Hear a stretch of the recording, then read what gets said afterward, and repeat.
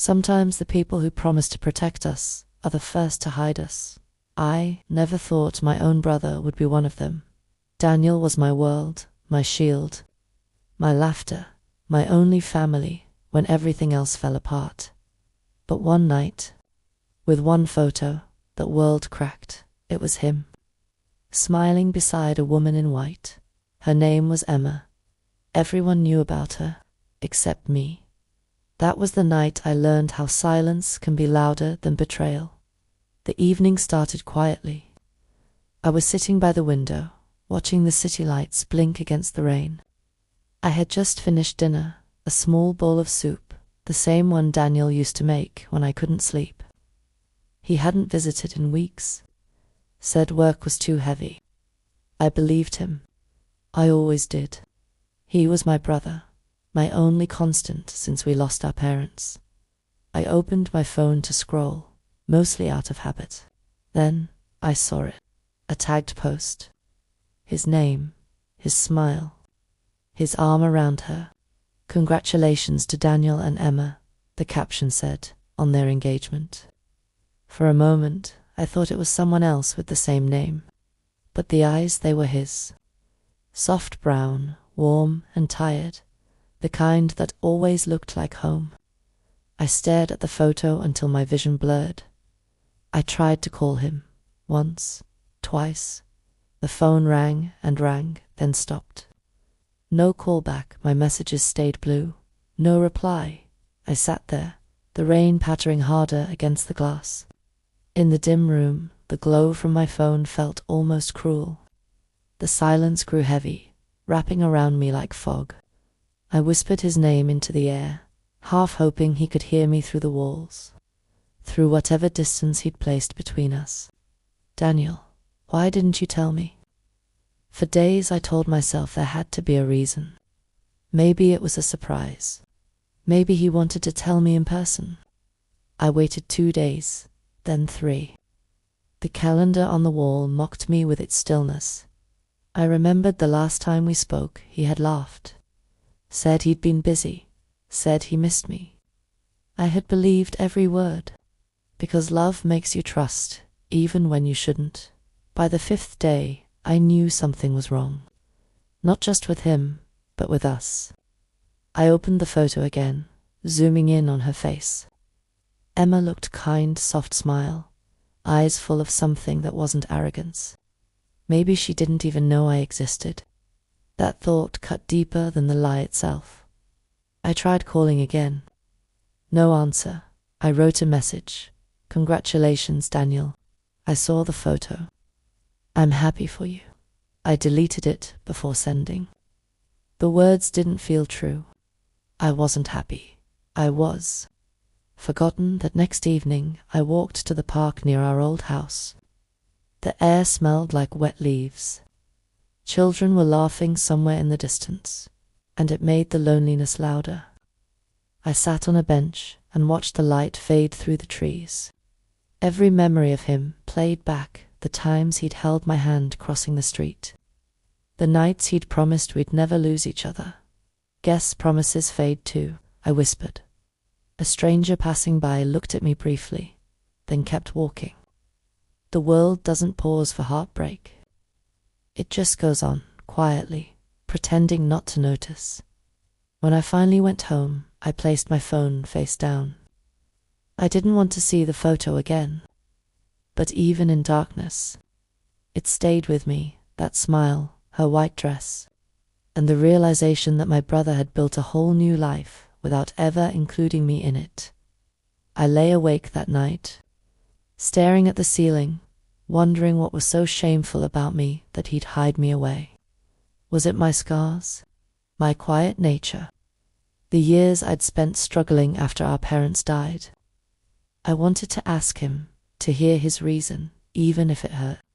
But the silence was his answer. Some nights, silence is the cruelest confession. And that night, as the rain softened and the streetlights flickered through the window, I understood something I hadn't before, that love without honesty isn't love at all. It's just fear wearing a familiar face. So I turned off the light, whispering to no one in particular. You can't hide someone who already loves you. The room didn't answer back. Only the rain did. The next few days blurred together. I moved through them quietly, like walking underwater. The world outside went on as usual. Buses passed, phones rang, people laughed in cafes, but inside, everything had gone still. My brother had built a life I knew nothing about, and the more I thought about it, the stranger it felt. I kept replaying our last phone call in my mind. He'd said, "I'll come by this weekend, little sis. Don't worry, I haven't forgotten you." His voice had been warm then. I clung to that warmth like it could explain everything that came after. On the fourth morning, I received a message from Maya. She was an old friend, someone who had known both Daniel and me since school. Her text was short. "Hey, did you see the engagement news? I thought you'd be the first to post about it." I stared at her message for a long time before typing back. I saw it. He didn't tell me. A minute later, my phone buzzed. "What do you mean he didn't tell you?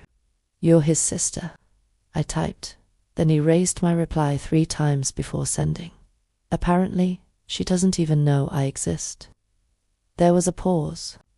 Then another message came. "Want to talk?" That evening, Maya came over. She brought tea and her quiet presence. She didn't ask many questions. She just sat beside me on the couch, eyes soft with understanding. The kettle hissed behind us. The room felt small, heavy with words I didn't know how to say. "She really doesn't know about you?" she asked finally. "I think so. If she did, she would have reached out. Or maybe he told her something else." "Like what?" "I don't know," I said softly. "Maybe that I'm gone, or that I don't want to be part of his life anymore." Maya shook her head slowly. "That's not like him." I wanted to agree. I wanted to say, Daniel wasn't the kind of person who lied. But what proof did I have anymore? After she left, I couldn't sleep. I sat by the window again, the city lights reflecting in the glass like faint ghosts. My reflection looked like someone I didn't recognize, tired, distant. I opened my laptop, almost without thinking. I searched for Daniel's name on social media. His profile had been quiet for years, but the engagement photo was everywhere, tagged by friends, congratulated by co-workers, even shared by relatives I barely spoke to. I clicked on one post. There she was again, Emma, smiling with her hand over his, a silver ring shining between them. Her page was public. I hesitated before opening it, but curiosity won. I scrolled carefully, afraid of what I might find. There were photos of her and Daniel at dinners, trips, birthdays. In one picture, he was standing in front of a table full of candles, a cake that said "Happy Birthday, Love." It was last year. That same weekend, I remembered, he'd told me he was traveling for work. I stopped scrolling. My hands were shaking. I closed the laptop and leaned back in my chair. It wasn't just that he'd kept her a secret. It was that he'd erased me to make space for her. The thought sat heavy in my chest. I tried to imagine the moment he'd told her about his life. What had he said when she asked about his family? Did he hesitate? Did he lie outright? I wanted to believe he hadn't. I wanted to believe that somewhere, beneath the fear or shame or whatever it was, my brother still loved me the way he used to. But doubt is a quiet poison. Once it enters, it spreads. The next morning, I found myself dialing his number again. It went to voicemail. I didn't leave a message this time. Instead, I opened my messages and typed, "Daniel, can we talk? Please, I just want to understand." Then I sent it. Hours passed. No reply. I spent the afternoon cleaning the apartment, just to have something to do. The motions felt mechanical. Washing dishes, folding clothes, wiping the counter, but every sound, Every quiet moment between them echoed with his absence. I caught myself glancing at my phone over and over, hoping for the familiar buzz of his name lighting up the screen. Nothing came by evening. The sky had turned the color of bruised violets.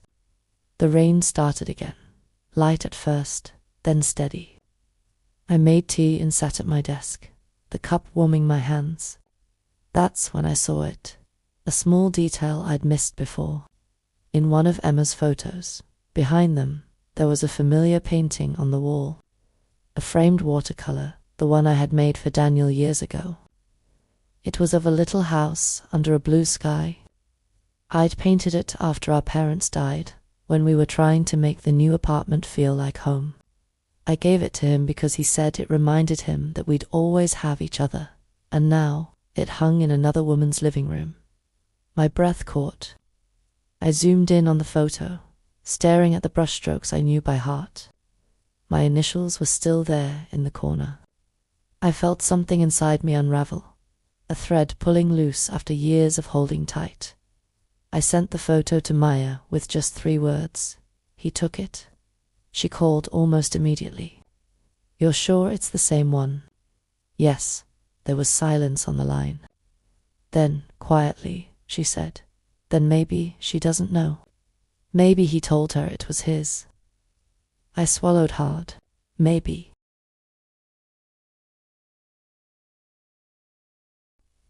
After that night, I couldn't stop thinking about Emma, not with anger, but with curiosity. Who was she? What kind of woman fell in love with my brother and didn't know his past? The more I thought about it, the more I wanted to see her for myself, not to confront her. Not yet, but just to understand. The opportunity came sooner than I expected. A week later, Maya sent me a message. She owns a small gallery near the riverfront. "There's an open exhibit this weekend." My heart skipped. "You're sure? Positive?" I saw the event page. Her name's right there. I stared at the message for a long time before replying. "Then I'm going that Saturday." The city was wrapped in gentle autumn light. Leaves fell in soft spirals, and the air smelled faintly of rain. I walked slowly toward the gallery, my hands cold inside my coat pockets. My heart was beating too fast, not from fear, but from something heavier, a mix of longing and dread. The building was small, with white walls and glass doors. Through the window, I could see people mingling, soft music playing. I hesitated at the entrance, watching her from afar. Emma was standing near a painting, laughing with someone. Her hair caught the light, and for a moment I saw why Daniel loved her. She looked kind, real, unaware of the storm she was standing in. I didn't go inside. Not yet. I stayed by the window, just watching. She didn't know me. She didn't even know I existed. But I knew her now, and I knew I couldn't let this secret live any longer. That night, when I returned home, I found myself standing in front of my mirror, practicing what I would say to Daniel. I whispered the words softly, as if testing them in the air. "You can't erase family." I said it again. Louder this time. "You can't erase me." The reflection looking back at me wasn't the same woman from before, the one who sat in silence, waiting for someone else to bring her answers. This version of me had found something else, resolve. I wrote him one final message. "I know about Emma. I'm not angry, but I deserve the truth. I need to hear it from you, not from strangers, not from a photograph." Then I placed the phone beside my bed and turned off the light. The rain began again, soft and steady. This time, it didn't sound lonely. It sounded like a beginning, because secrets can only live in silence. And I was done being quiet. I didn't have to wait long. The next morning, my phone buzzed with a message from Daniel. "We need to talk." Just 4 words, but they hit like thunder. I stared at them for a long time, reading them again and again. My hands trembled as I typed back, "Greater than when and where." His reply came quickly. Greater than tonight. Our spot. Our spot, the small cafe near the river where we used to meet on Sundays.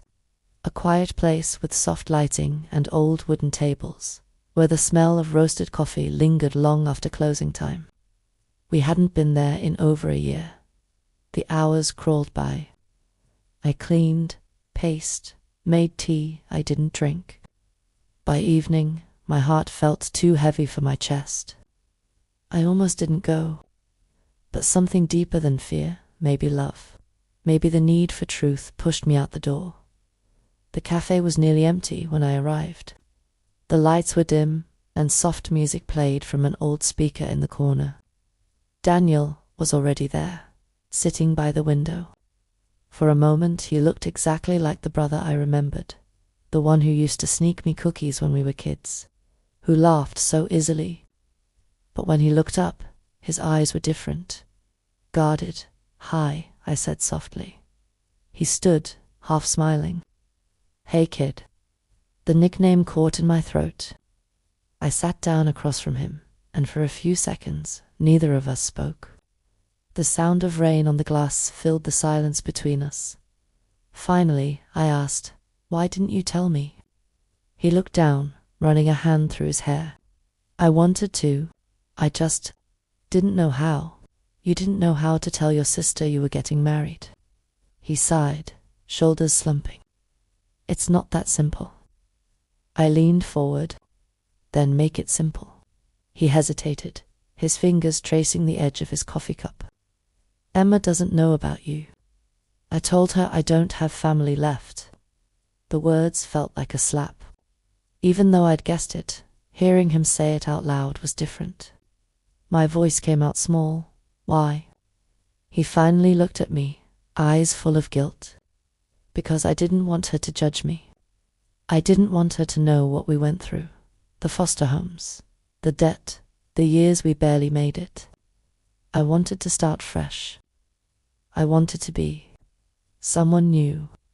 I sat there, the ache spreading through me like cold water. "So you erased me to make yourself clean." His lips parted, but no sound came. The silence stretched, long and unbearable. Outside, a car passed, its headlights gliding across his face. I saw tears gathering in his eyes, but he blinked them away. "I didn't mean to hurt you," he said finally. "But you did, I know." I took a deep breath, steadying my voice. "You can't erase family, Daniel. You can hide the truth, but it doesn't disappear. It just waits until it finds a way back." He looked away, jaw tightening. "You don't understand. I love her. She's everything I've ever wanted. I was scared she'd see me differently if she knew." "Then you don't trust her love," I said quietly. "And if you don't trust her, what kind of love is that?" He didn't answer. His hand was trembling slightly. For a moment, I wanted to reach out to hold his hand like I used to when he was scared. But something in me held back. Maybe it was pride. Maybe it was the quiet realization that I couldn't save him from his own fear. He looked at me again, eyes wet now. "I thought I was protecting you too. I didn't want her to pity you. I didn't want her to ask questions you didn't want to answer." I swallowed hard. "You weren't protecting me, Daniel. You were protecting yourself from the truth." That broke something in him. He leaned back, exhaling shakily. The cafe around us seemed to fade, just two people sitting across from a lifetime of silence. "I'm sorry," he whispered. I nodded, not trusting myself to speak. My throat burned, my hands clenched in my lap. He looked smaller now, like the little boy who used to hide behind me during storms. For the first time in years, I saw him not as my brother the protector, but as someone lost, afraid, and human. "I don't know how to fix this," he said softly. "Start by telling her," I replied. "Tell her the truth. All of it." He hesitated. "And if she leaves me, then at least she'll be leaving the real you." The air between us went still again. He nodded slowly, his eyes red. "You're stronger than I ever was," he murmured. Asterisk, I managed a small, sad smile. "No, just tired of being hidden." Asterisk, when we finally stood, he reached out and hugged me. It was hesitant at first, then tighter, desperate. I let him. For all the hurt, he was still my brother. And despite everything, I still loved him. Asterisk, as we pulled apart. I saw something flicker in his expression, a quiet resolve. Maybe guilt. Maybe courage. Asterisk, he whispered, "I'll tell her." Asterisk, I nodded. Good. She deserves to know. And I deserve to exist. Asterisk, then I walked out into the rain, the air cool against my face. Behind me, through the cafe window, I saw him watching me go, shoulders heavy, head bowed. Asterisk, the rain soaked my coat, but I didn't care. Each drop felt like a kind of cleansing, sharp, real, alive. I didn't know what would happen next. Maybe she'd leave him. Maybe she'd forgive him. But one thing was certain. The truth was finally moving toward the light. Asterisk, and so was I. Asterisk, the next 2 days passed like a slow tide. I didn't call him, and he didn't call me. But I knew he would. Some truths are too heavy to leave untouched. When the phone finally rang on the 3rd night, I didn't even check the name. I just knew it was him. His voice was quieter than usual, steady but fragile. "She knows." Asterisk, those 2 words hung in the air, soft but full of weight.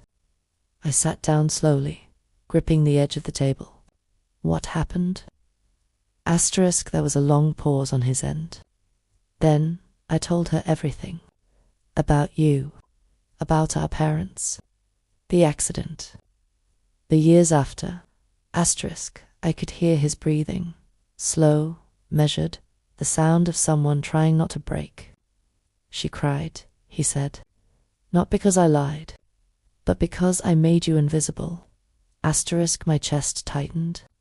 I pictured Emma, her gentle face, the warmth I'd seen in that photograph, and imagined the look in her eyes when she realized what Daniel had done. Asterisk, did she say anything? I asked softly. Asterisk, she said she wanted to meet you. Asterisk, for a moment, I couldn't speak. All I could do was stare at the rain streaking the window, feeling my heart pound somewhere deep and unsteady. "Are you sure?" Asterisk, she insisted, he said quietly. "She said she won't marry me until she meets you." Asterisk, the next morning, he came to pick me up. It was early, the world still grey and half asleep. I hadn't seen him in daylight since that night at the cafe. When he stepped out of the car, I saw the exhaustion in his face, the red around his eyes, the tightness in his jaw. But there was something else too, a softness, maybe relief. Asterisk. The drive was quiet. The city rolled past in muted colours. I wanted to ask him 100 things, what exactly he'd told her, how she reacted, whether he thought she'd forgive him, but the words wouldn't come. Some silences are too sacred to fill. Asterisk. When we finally stopped, I realized we were outside her gallery, the same one I'd stood outside weeks before, too afraid to go in. The windows glowed with morning light, and through them I could see paintings lined neatly on the walls. Asterisk. She's waiting inside, Daniel said. His voice was low. Asterisk. I nodded and opened the door. My hands were trembling as I stepped out. The air smelled faintly of paint and coffee. When I walked in, she was there, standing near a canvas, wearing a pale sweater and jeans. She turned when she heard the door, and for a long moment, we just looked at each other. Asterisk. She was smaller up close than she'd seemed in pictures, her face open and kind. There was a quiet sadness in her eyes, but also something like resolve. "You're Lily," she said softly. I nodded. "And you're Emma." Asterisk. She smiled faintly. "I've wanted to meet you for a long time. I just didn't know it." Asterisk that broke something gentle inside me. We stood there, two strangers, linked by the same person, trying to find our footing in the space between truth and forgiveness. Asterisk, Daniel told me everything, she said after a moment, about your childhood, about what you both went through, and why he lied. Asterisk, I swallowed hard. I didn't ask him to. Asterisk, I know, she said. Her voice trembled a little. He was afraid I'd see him differently. But what I see now is someone who's still healing, and someone who hurt you in the process. I looked at the floor, unsure what to say. She stepped closer. I'm sorry, Lily, for not knowing, for not asking, for smiling in photos that must have broken your heart. Asterisk, tears blurred my vision. You didn't do anything wrong. Asterisk, she shook her head. Maybe not on purpose. But love should make room for the truth, shouldn't it? Asterisk, I nodded slowly. Yes, it should. Asterisk, the silence that followed wasn't heavy. It was tender, like a wound being cleaned. She took a small step forward and opened her arms slightly, uncertainly. I hesitated only a second before stepping into them.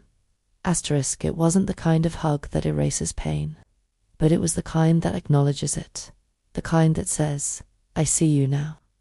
Asterisk, we both cried, quietly. Her tears touched my shoulder. Mine fell against her sweater.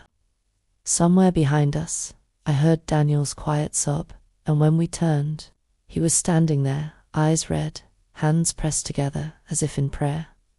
Asterisk, Emma looked at him. You don't lose people by telling the truth, she said gently. You lose them by pretending. He nodded, unable to speak. She reached for his hand, then for mine, linking us together. No more secrets, she said softly. No more hiding. Asterisk, for the first time in years, I saw my brother smile, not the guarded, polite, kind, but something real and unguarded. The kind of smile he used to have when we were children, before life made him afraid of being seen. Asterisk, we sat together in the quiet gallery, surrounded by color and light. The morning sun streamed through the windows, painting soft gold across the floor. For a while, no one spoke. It was enough to just be there, the three of us, finally in the same truth. Asterisk, later. As we walked outside, the air was cool and clean. The rain had stopped, leaving the streets glistening. Daniel turned to me. I don't know how to make up for all the years I hid you. Asterisk, I smiled faintly. You already started. Asterisk, he nodded, eyes soft. She wants you at the wedding, he said quietly. As family, because that's who you are. The words hit me with warmth I hadn't felt in a long time. Family, the word didn't hurt anymore. We stood there, the sunlight filtering through the trees. Emma slipped her hand into his, and for once, I didn't feel like the outsider looking in. I was part of it, not hidden, not forgotten, just there. Asterisk, love doesn't erase mistakes. It redeems them through truth. That's what I learned in that quiet morning light. Standing between the brother who once hid me and the woman who helped him see me again. Asterisk. Sometimes redemption doesn't arrive with grand gestures. Sometimes it's just three people standing together, breathing the same air, choosing honesty over fear.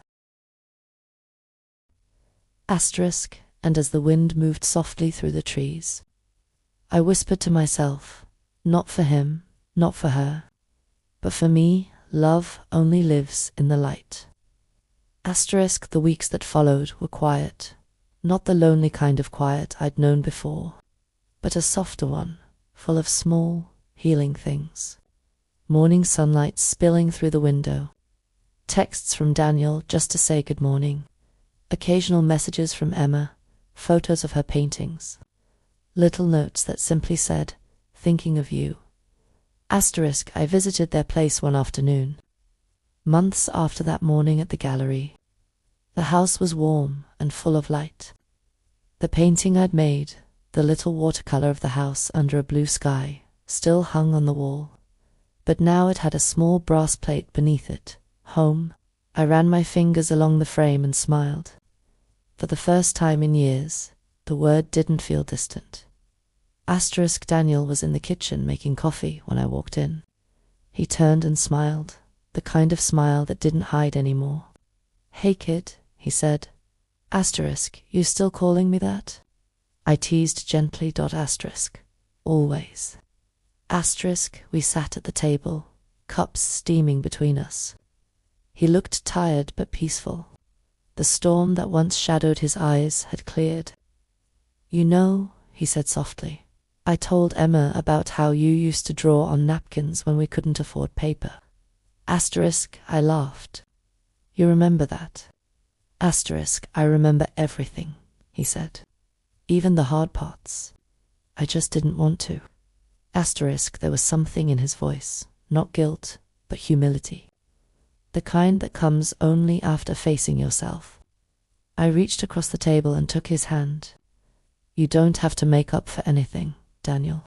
We both did what we could to survive." He nodded. "Still, I want to do better." And he did. He started calling every few days, visiting when he could, bringing small gifts, flowers, pastries, sometimes nothing but his company. It wasn't about making up for lost time anymore. It was about creating new time, new moments, honest ones. Emma became part of that too. She invited me to her studio one day, saying she wanted to paint me, not as a model, but as a memory. "You've got a kind of quiet strength," she said as she adjusted the light. "It's rare." I didn't know how to respond, so I just smiled. The painting took weeks. When she showed it to me, I barely recognized myself. I looked, calm, whole scene. "I wanted to paint you the way Daniel talks about you now," she said softly. I swallowed a lump in my throat. "He talks about me." "All the time," she said, with pride. That night, walking home, the world felt different, not brighter, just clearer. I realized that love, when it's honest, doesn't erase the pain of what happened. It just gives it meaning. It teaches you how to forgive, not because someone deserves it, but because you deserve peace. Months later, when their wedding day arrived, I stood quietly in the corner of the small chapel, watching Emma walk down the aisle. The light through the stained glass fell across her face in soft colors, gold, rose, blue. Daniel stood at the altar, straight-backed but trembling slightly. When his eyes met mine, he smiled. It wasn't an apology anymore. It was gratitude during the vows. He said something that stayed with me. "Love isn't about starting over," he said, voice steady. "It's about bringing the truth with you." And I thought, yes, that's it. That's everything. After the ceremony, Emma came to me, still in her wedding dress, and hugged me tightly. "Thank you," she whispered, "for forgiving him. For forgiving us." I smiled through tears. "Just promise me one thing." Anything. Never let silence live where truth belongs. She nodded, eyes shining. "Never." Later, Daniel and I stepped outside together. The air was warm, the sun low. People were laughing nearby, but we stood a little apart, watching the sky turn soft with evening. "Do you ever think about them?" he asked quietly, meaning our parents. "Every day," I said, but not with sadness anymore. More like gratitude. He nodded. "They'd be proud of you, you know." "Of us," I corrected. He smiled, and for a moment it felt like we were kids again, sitting on the porch steps of that old house, dreaming about a better life. Except now we were living it, not perfectly, not without scars. But honestly, as I walked home that night, the city lights shimmered in the puddles left by an earlier rain. I stopped at a small cafe, the same one where everything had cracked open months ago. This time, I ordered coffee for one, and sat by the window, watching the world pass by. There was peace in the stillness. I thought about everything that had happened. The betrayal, the silence, the discovery, the pain, the truth, the healing.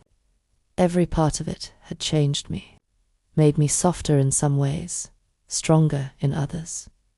Forgiveness doesn't mean forgetting. It means finally resting, letting the past sit beside you without letting it own you. I'd spent so long hiding in someone else's shadow that I'd forgotten I had light of my own. Now, I knew better. Because when someone hides you, it says more about their fear than your worth. And when you find the courage to face that truth, to bring yourself back into the light, you stop being invisible. You become whole again.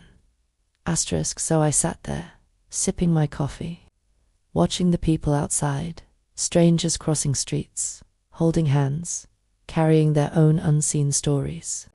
The rain began again, soft and steady, tapping gently on the glass. I smiled to myself and whispered, "You can't hide love. Not forever." The lights blurred, the music played low, and I let the moment stretch, calm and full.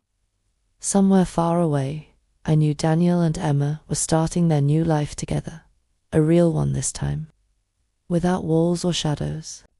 And I was starting mine too, different paths.